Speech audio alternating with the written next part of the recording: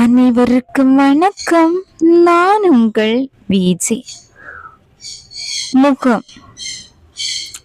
1960களில் ஒரு நாள். அன்றைய தினம் நல்ல சேலம் கிராமத்து வீட்டில் பரபரப்பு. தோழியருடன் திருவிழாவிற்கு செல்ல லதாவிற்கு அவர் அப்பா அனுமதி கொடுத்து விட்டார்.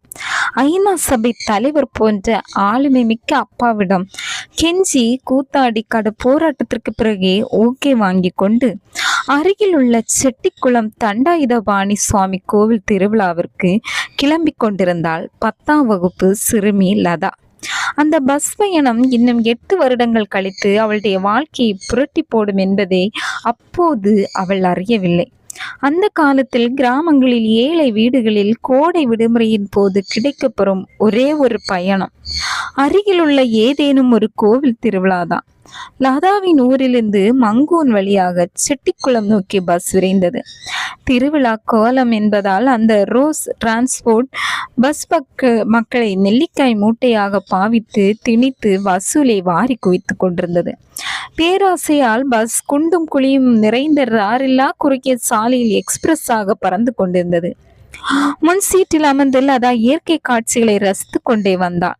முன்னால் ஒரு சைக்கிள்காரர் சென்று கொண்டிருக்க பஸ்ஸின் காதை பிளக்கும் ஏர்காரன் முழக்கத்தால் அவசரமாக சாலையில் ஒதுங்க முயன்று பள்ளத்தில் சைக்கிள்காரர் பேலன்ஸ் தவறி விழ அவரை கன நேரத்தில் நெருங்கிய பஸ் அவர் மீது மோத அவர் பஸ் பக்கமாக சாய பஸ் சக்கரம் அவர் மீது ஏறி இறங்க பயணிகள் கூச்சலிட பஸ் சடன் பிரேக் போட்டு நின்றது. அனைவரும் பதைபதப்புடன் கீழே இறங்கி பஸ்ஸின் அடியில் பார்த்தபோது நசுங்கிய சைக்கிள் அருகே பலத்த காயமும் இரத்தமுமாக சைக்கிள்காரருட முகம் மட்டும் தப்பியது என்பதால் அந்த கலையான தேஜஸ் நிறைந்த முகம் நீண்ட நாட்கள் லதாவின் இரவு கனவுகளில் திரும்ப திரும்ப உலர்ந்து மறைந்தது. ஆக்சிடென்ட் கோர்ட் கேஸ் ஆகிவிட்டதால் சில நாட்கள் கழித்து அந்த பஸ் டிரைவர் காஜா லதாவின் அப்பா கிராம கரணம் என்பதால் அவர் வீட்டிற்கு வந்து தன் மீது தவறு எதுவும் இல்லை என்றும் சைக்கிள்காரரின் அஜாக்கிரதை என்று கர்ணத்திடம் குமுறினார்.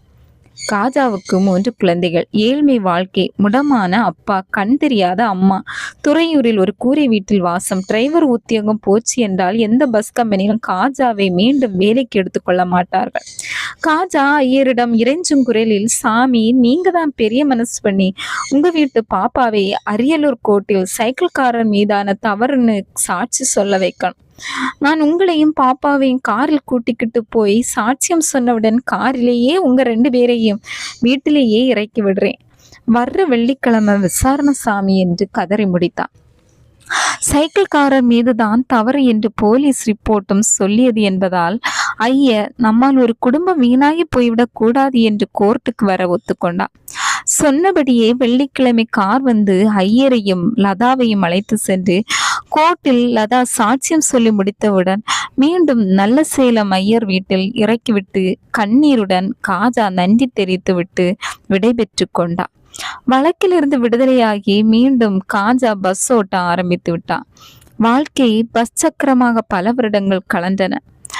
நன்றாக படித்து பட்டம் பெற்றிருந்தாலும் லதாவுக்கு கல்யாணத்திற்கு பிறகு வேலைக்கு போக விருப்பமில்லாததால் அந்த ஒரு கண்டிஷனுக்காக பல நல்ல வரன்கள் தட்டி போய் ஒரு வழியாக அவள் விருப்பப்படியே ஒரு மாப்பிள்ளை கிடைத்து துறையூரில் ஐஸ்வர்யா திருமண மண்டபத்தில் திருமண கோலாகலமாக நடைபெற்று கொண்டிருந்தது. மணமகள் லதா தோழியர் உறவினர் புடைசூழ மணமேடைக்கு அழைத்து வரப்பட்டான்.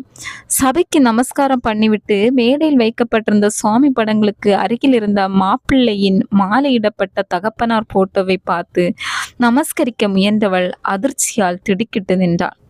பல வருடங்களுக்கு முன்பு செட்டிக்குளம் பஸ்ஸில் கூளான உடலில் மிஞ்சிய அதே ஜொலிக்கும் முகம், பல இரவுகளில் கனவில் அவளை விடாது துரத்திய கலையான விவேகானந்த முகம்.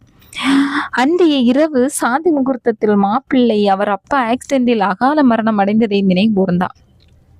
இழப்பீடு ஏதும் கிடைத்ததா என்று பறிவுடன் லதா விசாரிக்க யாரோ ஒரு ஸ்கூல் பெண் கோர்ட்டில் சொன்ன சாட்சியால் ஒன்றும் கிடைக்கவில்லை என்றும் ஸ்கூல் டீச்சர் அம்மா தான் தட்டுத்தடுமாறி தன்னை வளர்த்து ஆளாக்கினார் என்று சொல்லி முடித்தான்.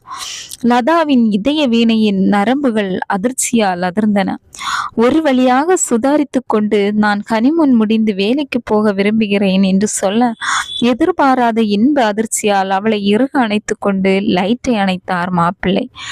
ஏனோ தெரியவில்லை, இப்போதெல்லாம் லதாவின் கனவில் அந்த முகம் வருவதில்லை.